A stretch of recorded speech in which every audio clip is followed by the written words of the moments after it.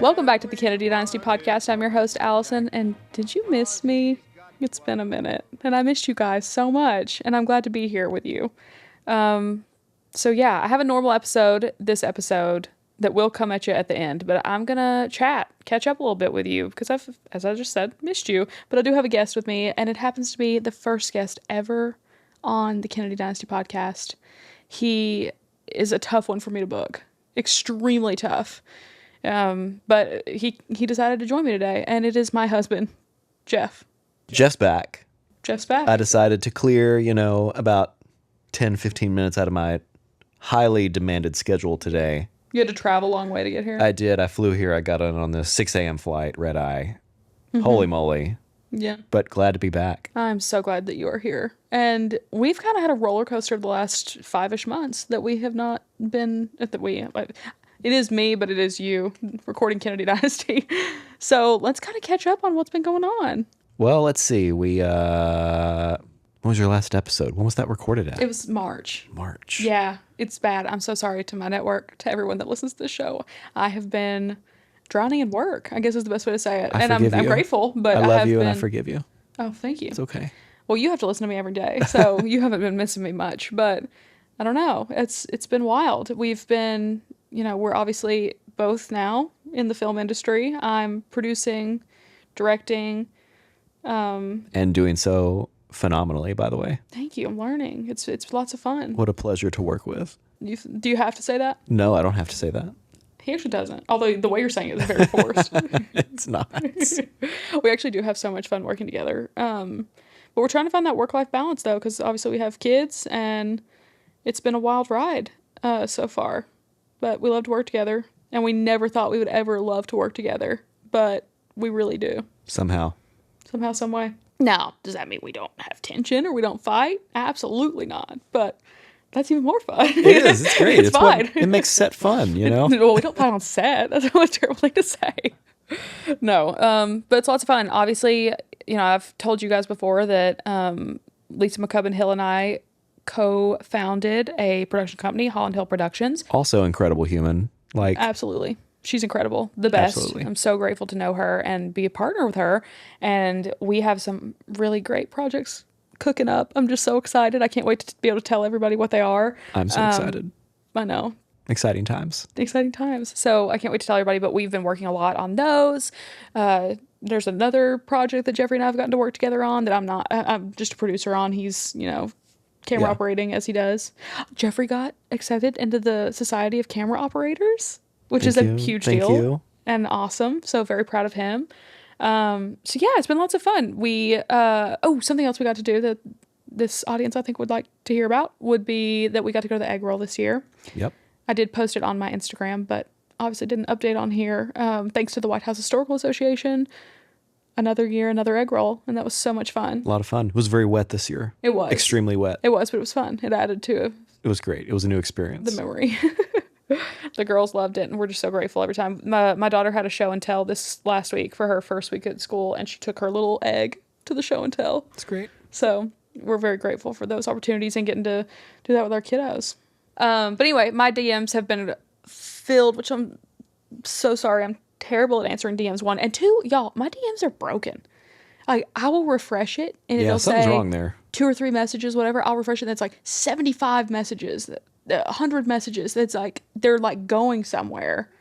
And sometimes I'll read them and see them, but sometimes they're just gone. I don't know what's going on. So if I haven't responded to you and you have written me repetitively, it's probably honestly not intentional at all. Yeah, very odd. It's very weird. But anyway, I get a lot of DMs that when they come through and I get to see them, I got one the other day. We were in Germany working, and I posted a picture of at the street. I don't know. It was like, I thought it was pretty.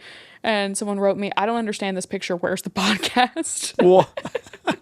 That's incredible. I was like, well, I mean, this is where I am. Yeah, I was kind of like, wow, how dumb am I that I posted this picture? I don't know. And it was, I don't know. But here's the podcast. Hey, it was literally just here a German street. So yeah, I really have missed recording. It's just been crazy. I've just been trying to balance everything and having a ball. I mean, but also it's stressful trying to figure out. It's true. time for everything. You'll get back in the swing of it. You'll figure it out. I want to. I believe in you. I want to. And so I've been working with Jeffrey, with Pryor a little bit to kind of figure out the best way to proceed and get more regular episodes to you guys. So we will be working on that because I value this so much, and I'm just so grateful for you guys for listening and caring. And I mean, my whole journey, as you guys know, is because of y'all, because, 4 years ago this started it, and it just connected, and I'm just so grateful. It's true. I'm gonna cry. Look at you. Who'd have thought? Not me. That's for sure. Thanks, Paul Rudd. We'll put in a clip with Paul Rudd right now. Yes. So that people that, yeah. Look at us. Hey, look at us. Look at us. Huh? Who would have thought? Not me. Yeah. A lot going on. Speaking of what's been going on in the news? Okay, what a segue. That's what we keep him around. Big news story of the past 7 days. I actually do have a little news, but I will say first, another thing that I get repetitively in my DMs is, why aren't you talking about RFK Jr.? Why aren't you covering this? Blah, blah, blah, blah.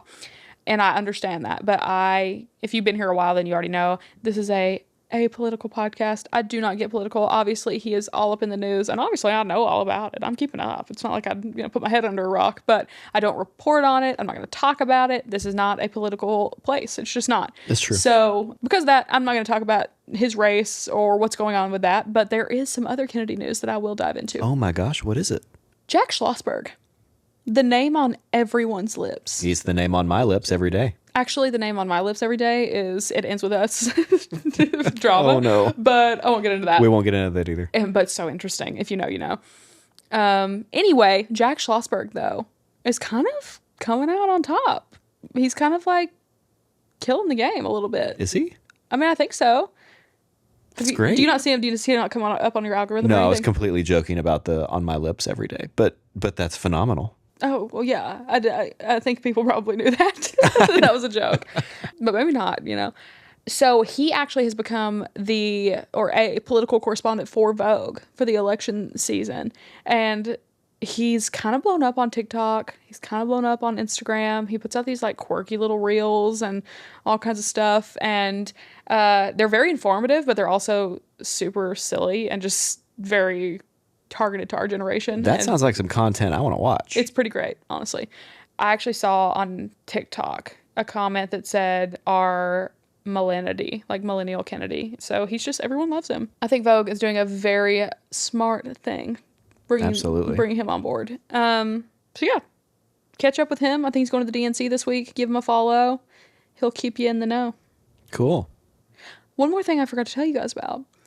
Last year, actually a little over a year ago now, was interviewed for a documentary for Lux Films, and it's on a network that's actually pretty big in Europe, about JFK, and it's like the European History Channel. Yeah. It's like their version of it. Yeah, so I was interviewed alongside some really cool like historians that I admire. I mean, I wasn't like with them in the room, but they were, featured on the series with me. I was not a historian voice. I was more of an opinion voice, but it was lots of fun. And it came out, I think actually a while back, but when we were in Germany, we were actually able to stream it, and we saw some clips and stuff. It's kind of funny because it's my voice with obviously like German dubbed over it. Yeah. So it's like JFK it's not that exaggerated, but it's Southern, and then there's just a German dub. But I don't know. That was really cool to see. It's kind of a bucket list item. Yeah. If you're in Europe somewhere, you can probably access it. Yeah. Or if you don't have access to any of those things, you can go to my Instagram at Alyson L. Holland, and I posted a few clips, and yeah, check it out. Also, I don't know if I mentioned yet. Did I mention to follow along if you want? I don't think so. Okay, Yeah. you can follow me on Instagram. I update quite a bit there with, different production stuff that we're on, which is typically really history oriented. So I think you might find it interesting. I find it interesting. Well, you would, but if everybody else does, then you're welcome to follow along, and I'd love it if you would. All right, next segment, inspiring clip of the week. One of the inspiring notes. I'm actually not going to play a clip this week. I'm going to read a couple quotes about democracy. Ooh. Yeah. So I'm sorry that you get my voice instead of JFK's, but Love that. they're both from him. The First one is, the ignorance of one voter in a democracy impairs the security of all. Ooh, John F. that's Kennedy. good. That's good. I think that's a good one too. And then here's a longer one. That is the question of the new frontier. That is the choice our nation must make. A choice that lies not merely between two men or two parties, but between the public interest and private comfort, between national greatness and national decline, between the fresh air of progress and the stale, dank atmosphere of normalcy, between determined dedication and creeping mediocrity. All mankind waits upon our decision. A whole world looks to see what we will do. We cannot fail their trust. We cannot fail to try. That's great. What a leader. Do you like the little music I added under there? Inspirational West Wing music I added under that? Did you like Oh that? my God, can we talk about West Wing? Oh my gosh. We just got, how did we just get on the bandwagon? Oh my gosh. West Wing is so good. We're in season 2 right now. We just started season 2. I can't stop. I Who's your favorite character? We should stop right now. You can't say President Bartlett. It's obviously President Well, Bartlett. I've always been a Bradley Whitford fan. I love him. Josh. Josh is my favorite character. Yeah. Right now. Right. Yes. Right now. I also love CJ. Because Yes. CJ's she's great. phenomenal. I love all. And her it's name's great. Alyson in real life. That's true. That's true. Alyson Yeah, Janney. West Wing, if you haven't watched it, what are you doing, first Go of for all? it. And second of all, why did it take us this long? This is made for us. I don't know. I feel like people are laughing at us. Like, wow, you just started. Well, I mean, I'm 30.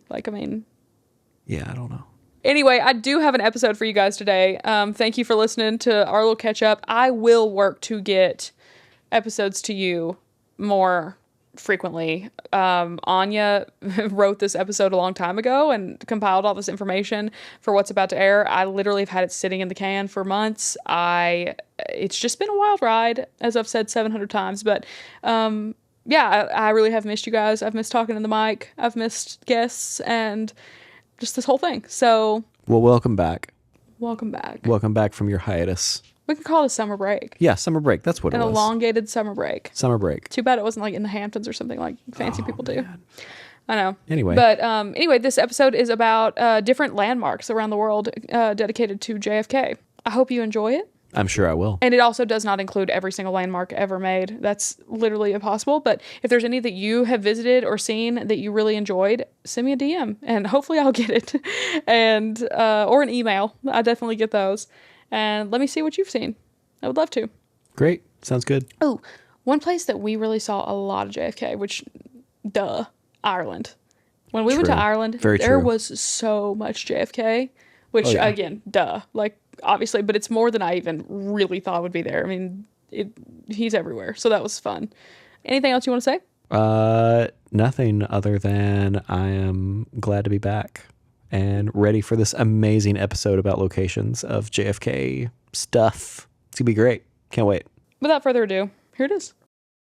All right, let's get into the episode. Today's sources are jfk.org, City Collections, JFK Library, Slate, Kennedy Trust, gsa.gov, Kennedy Space Center, Kennedy Center, National Trust, Birmingham Mail, and that is it. So there are a number of busts, statues, plaques, and stone memorials dedicated to President Kennedy, including in Holyoke, Massachusetts, Brooklyn, New York, Newark, New Jersey, San Juan, Puerto Rico, Boston, Massachusetts, Hyannis, Massachusetts, Portland, Oregon, Nashua, New Hampshire, Montreal, Canada, London, United Kingdom, and this one was unveiled by RFK in 1965, fun fact, and County Wexford, Ireland, and Tegucigalpa, Honduras. By the way, when I was in Ireland, I saw a Wexford boat and I took a picture with it. Fun fact on my Instagram. Again, I've plugged that enough. Anyway, there are also cities named after President Kennedy in Honduras, Colombia, and Brazil. There's actually 2 in Brazil. There are streets dedicated to President Kennedy all across the world, and the countries with streets named after JFK are Burkina Faso, Niger, Mauritius, South Africa, Zambia, Lebanon, Iran, Israel, Austria, Belgium, Cyprus, I'm going to speed this up a little bit, France, Germany, Ireland, Italy, Macedonia, Monaco, the Netherlands, Serbia, Spain, Turkey, the UK, Bahamas, Barbados, Canada, Dominican Republic, Mexico, the US, Australia, New Zealand, Bolivia, Brazil, Chile, Ecuador, Paraguay, and Peru. Made it through. There are squares, plazas, and parks named after President Kennedy in Peru, Brazil, the US, Spain, Italy, Germany, Denmark, France, Croatia, Belgium, and Ireland. In the US, there are hundreds of schools named after President Kennedy. including the John F. Kennedy High School in Cheektowaga, New York, and John F. Kennedy Junior High School in Cupertino, California. Others were named after his death, with the John F. Kennedy Middle School in Bethpage, New York, and the Kennedy Elementary School in Butte, Montana, renaming themselves within a week of his assassination. What's interesting, though, is there was also schools named after JFK in the UK, the Netherlands, Honduras, Canada, Germany, India, Argentina, Hong Kong, Ethiopia, and Mauritius. JFK's legacy in education also lives on through Kennedy Scholarships, which provide funding for 10 British postgraduate students to study at Harvard or MIT every year. The scholarship was established per the John F. Kennedy Memorial Act in 1964, which was passed after Prime Minister Sir Alec Douglas Home established a committee to make recommendations on a memorial to President Kennedy. It was chaired by Lord Franks, the former British ambassador to the U.S. And in addition to this, a residential tower at the University of Massachusetts Amherst is named the Kennedy Tower. The Student Union at the University of Dayton is named the John F. Kennedy Memorial Union. The library at Addis Ababa University in Ethiopia is named the John F. Kennedy Library, and the Central Hall in Aligarh Muslim University is named the Kennedy Auditorium.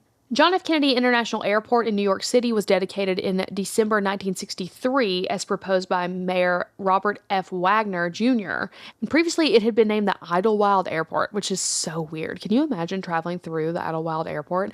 Also, I think about often how odd it has to be for Kennedy family members to travel through JFK. Like, to fly out of, I don't know, an airport named after your grandfather? That's so crazy. But it is worth noting that JFK Airport in New York is not the only airport named after President Kennedy. John F. Kennedy Memorial Airport in Ashland, Wisconsin was also dedicated to JFK. Also, stadium-wise, Philadelphia Municipal Stadium, which opened in 1926, was renamed the John F. Kennedy Stadium in 1964, but it was closed in 1992. The John Fitzgerald Kennedy Federal Building is a complex in Boston, Massachusetts, which houses offices for various government departments, and inside the two towers are a number of exhibits and murals honoring President Kennedy's life and career. The building's architects were inspired by Kennedy's war record and by his book Profiles in Courage, so the building was placed on the National Register of Historic Buildings in 2021.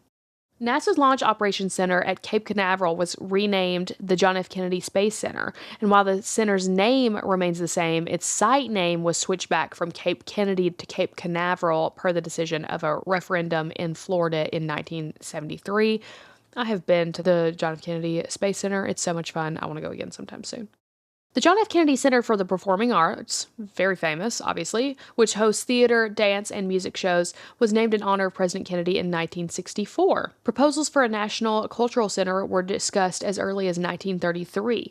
Its creation was authorized by the National Cultural Center Act in 1958, and it opened in Washington, D.C. in 1971. I'm going to play a clip here from the Art and Ideals President John F. Kennedy ceremonial opening that is an exhibit inside the Kennedy Center, which is really cool. I went in there and saw it sometime last year, I think. But anyway, here's a clip of JFK's granddaughter, Rose Kennedy, speaking at that. As all of you know, the Kennedy Center has been a living memorial to my grandfather since it opened its doors in 1971. And while his spirit remains strong and present throughout the Kennedy Center, from artwork depicting his likeness to inspirational words that are etched on the walls outside, there has never been a place within the Kennedy Center to really learn about him until now. This new permanent exhibit allows all of us to learn about who he was both as a person and a president. Children can learn about my grandfather as a boy, about the books he read, and the impact that his love of language imprinted on him for the rest of his life. Americans can learn about the drive that both my grandfather and my grandmother had in making this building a reality, and their commitment to ensuring that a national cultural center be built. And all visitors to the center can now learn how my grandfather fundamentally understood the important role that art plays in our individual lives, and that a shared artistic experience can become a shared human experience. The John F. Kennedy Memorial Plaza in Dallas was created in 1970 by Philip Johnson, a friend of JFK's. The memorial is a white cube-shaped structure which is adorned with a black granite slab inscribed with President Kennedy's name, and it's located around the corner from Dealey Plaza. It's an open tomb design, and it's supposed to represent President Kennedy's free spirit.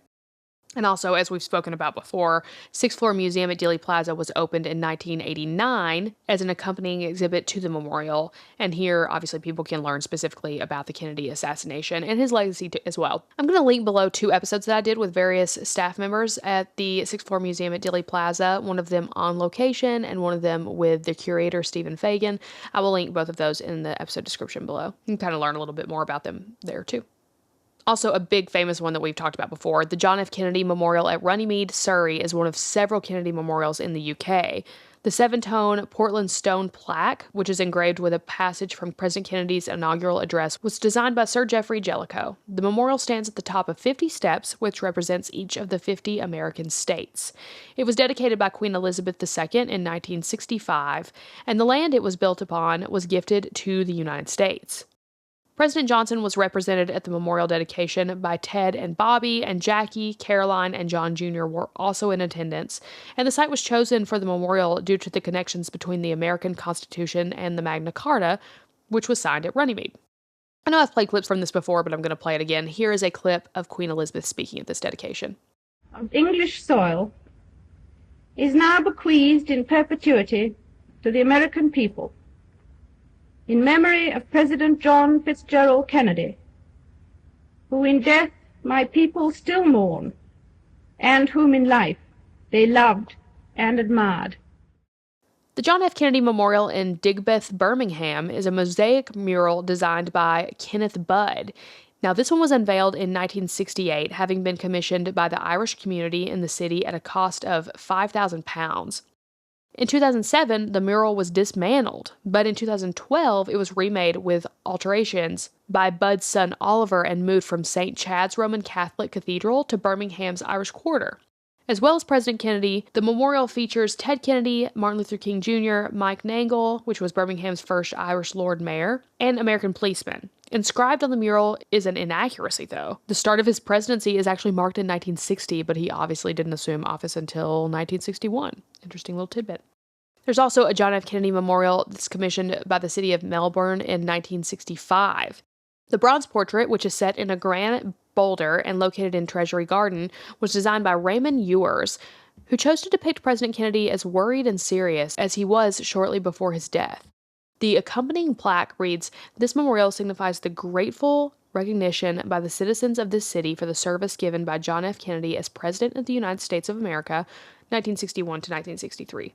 Yad Kennedy, located in the John F. Kennedy Peace Forest near Jerusalem, is a memorial to President Kennedy. It's designed by David Resnick and Dove Feenan. Now, this one is shaped like a stump of a tree, and it symbolizes a life cut short. Inside the memorial, there's a bronze relief of President Kennedy with an eternal flame burning at the center and surrounded by 51 concrete columns. These symbolize each of the 50 states, plus Washington, D.C. And the construction of this was funded by the American Jewish community. Papers and photographs relating to U.S.-Israeli relations during the Kennedy era are housed in a small library. The dedication of the memorial was attended by 2,000 people, including tourists, students, Israeli citizens, and U.S. and Israeli government representatives, including Chief Justice Earl Warren, the U.S. ambassador to Israel, the mayor of Jerusalem, and the Prime Minister of Israel. Also, the forest now includes trees in memory of Robert Kennedy, John F. Kennedy Jr., Carolyn Bessette Kennedy, and Lauren Bessette. Here's a clip from the dedication of Yad Kennedy. Atop the rolling hills of Judea, not far from Jerusalem, stands a dramatic memorial to President John F. Kennedy. Built by the Israel government, the monument was financed by the Jewish National Fund, which raised the money in the United States. 51 concrete pillars, one for each state and the District of Columbia, are separated by tinted glass panels. Display cases will ultimately contain Kennedy documents, and an eternal flame burns here. Some 2,000 persons attend the dedication, and the crowd includes American students and tourists as well as Israelis. Chief Justice and Mrs. Earl Warren are honored guests. The John F. Kennedy Presidential Library and Museum was opened in Boston, Massachusetts in 1979. It was designed by the architect I.M. Pei and dedicated by President Jimmy Carter and members of the Kennedy family. The museum and library houses a complete record of a presidential era. And most famously, the John F. Kennedy Eternal Flame is located at Kennedy's gravesite at Arlington National Cemetery in Virginia. It was originally lit by Jackie, followed by Bobby and Ted. In the immediate aftermath of the burial, 50,000 people visited every day. Actually, the site of the Eternal Flame was a little relocated. Side note, there's also an Eternal Flame dedicated to President Kennedy in Springfield, Massachusetts. Okay, so here I've covered some of the really big ones all across the world. There are obviously so many more, especially within the States, I would assume, more than anywhere else. Statues and quotes and all kinds of stuff dedicated to President Kennedy. This is just an overview of some of the really big ones. Again, if you have some near you, please share with me. I love seeing hidden Kennedys. If you follow me on Instagram, you've known my Hidden Kennedy series. I love finding them everywhere. You know, a little Kennedy nod here and there. They were everywhere when I was in Ireland, obviously. So it's just really cool to hear about other places and other things that are dedicated to President Kennedy or different members of the Kennedy family. So send them my way if you've got more to add to this list. Or if you've visited some of these and have some cool pictures, send me some pictures. You can also email me anytime at podcast@kennedydynasty.com, and I will receive your stuff there too. Thank you so much for listening. This has been a really fun one. I know a lot of dates, a lot of times, a lot of places, all the things, but I don't know, it's neat to kind of hear this compilation of things. Obviously, this person made a massive impact to world history, as we all know, but it just shows even more through all of these dedications to him and different memorials. If you like the podcast, rate it 5 stars and write a positive written review, please. It's like tipping your waiter. It helps me so much. It helps other people find the show. I have a huge list of topic suggestions, but I love to add more and more and more. So if you got something that you're like, I really want to hear this, let me know it. Let me have it. Email it to me, DM it to me, anything, and I will probably cover it. It's been great talking to you guys today. That's all I got, and I'll talk to you soon. Come on and vote for Kennedy, vote for Kennedy.